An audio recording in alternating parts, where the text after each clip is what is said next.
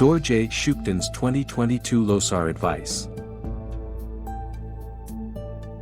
The Tibetan community all over the world recently celebrated Losar or Tibetan New Year. The celebrations typically last for 15 days, with the first 3 days being the most important. On the first day of the new year, the Panglung Oracle usually takes trance of the Dharma Protector Dorje Shugden to give a general pronouncement for the year ahead. The line of Panglung Oracles has been taking trance of Dorje Shugden for generations. The illustrious oracular tradition has been passed down from father to son and is renowned throughout Tibet. The Panglung Oracles are known for giving incredibly accurate pronouncements which have often saved lives.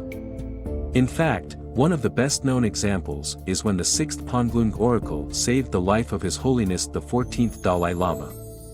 The oracle, in trance of Dorje Shugden, advised His Holiness to leave Tibet immediately, even providing the specific route to use to travel to India, thereby saving his life.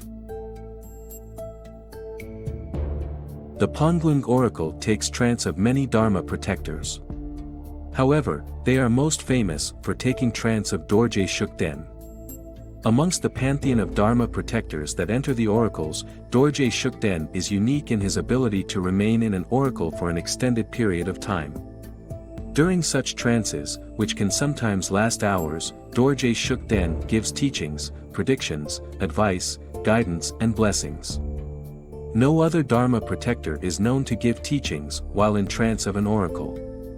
This is a reflection of Dorje Shugden's ultimate nature as the Buddha of wisdom, Manjushri. It is also a testament to Dorje Shugden's previous lives, such as Panchen Sonam Drugpa, Gyaltsyn Drugpa Gyaltsen and many others, who were the most brilliant scholars, great masters, thinkers and teachers of their time.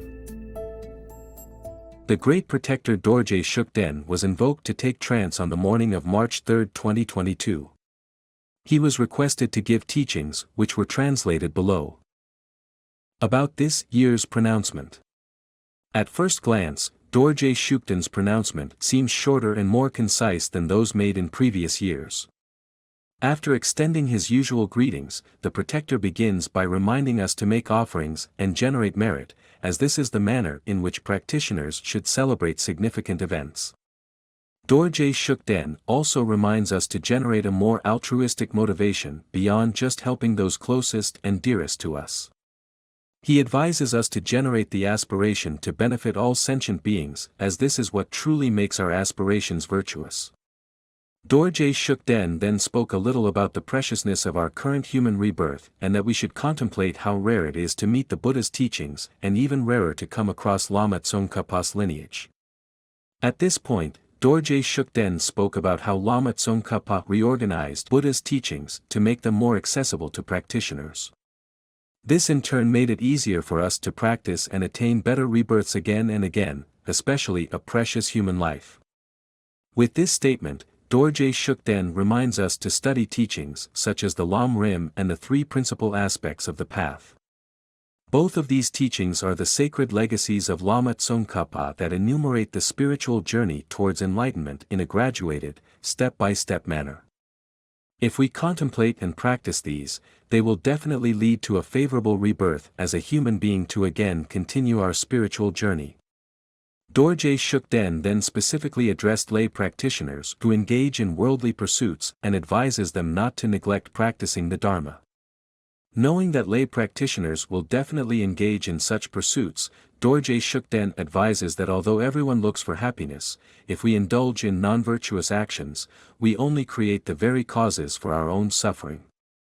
In this manner, Dorje Shugden urges us to be mindful of our actions and to prioritize our Dharma practice. We should not let it be an afterthought or something at the bottom of our to-do list. Dorje Shugden continues by stressing the importance of purification practice and to engage in it well via use of the 4 opponent powers, which are the power of the object, taking refuge in the 3 jewels and generating bodhicitta. The power of regret, feeling deep remorse for the negative actions that we have committed.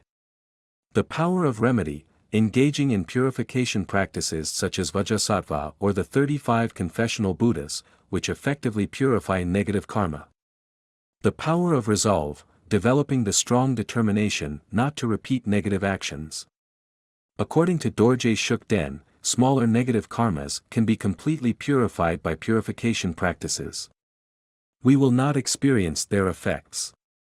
On the other hand, larger and heavier negative karmas will be weakened. We will not need to experience their full effects, so we will suffer less. At this point, Dorje Shugden also advises us to engage in our sadhanas, daily practice, mantra recitation, retreats and good virtuous actions as much as possible. In addition, we should also supplicate our root guru for our prayers and dharma practice to be successful so that we can gain special teachings and quickly gain attainments. Towards the end, Dorje Shugden spoke about how the Losar celebrations coincide with the festivals of miracles. This commemorates the event in Buddha Shakyamuni's life when he revealed miraculous powers to subdue 6 teachers who challenged him. It is one of the 4 major Buddhist celebrations that revolve around Buddha's life and deeds. The positive effects of virtuous actions performed on these days are said to be multiplied 10 million times. Within the Tibetan community, holy festivals are celebrated by making many butter lamp offerings at temples, holy sites, etc. At altars and shrines everywhere, many offerings are also made, together with the recitation of sacred scriptures and pujas. Dorje Shugden stressed making offerings on such occasions as a reminder to us to accumulate merits, especially when times are good and not only when times are bad or when we need his help.